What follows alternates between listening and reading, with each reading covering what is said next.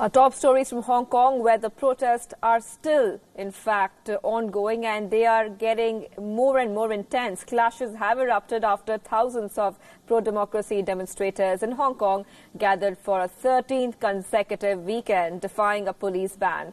Hong Kong commuters were caught up in police violence after riot police moved to detain suspected protesters from the subway.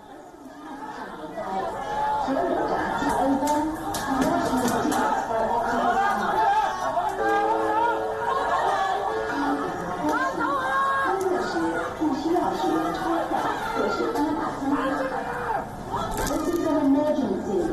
The station is closing because of the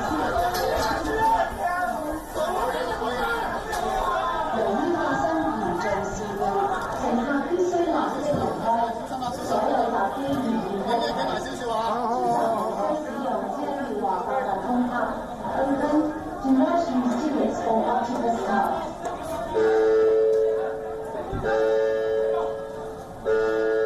由於發生嚴重事故，本站將會關閉。 Police used batons and pepper spray on people. Some suspects were seen being beaten as they covered on the floor with umbrellas. Protesters also lit a fire on the steps outside a police station in Hong Kong. Protesters used plastic materials, metal fencing and seating from a nearby sports ground to build the barricade before starting the blaze. And this weekend also marks the 5th anniversary of a decision by China's ruling Communist Party against fully democratic elections in Hong Kong.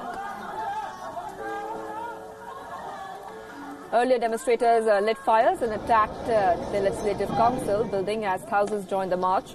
Protesters hurled fiery objects in the direction of riot gear-clad police officers who responded by deploying tear gas.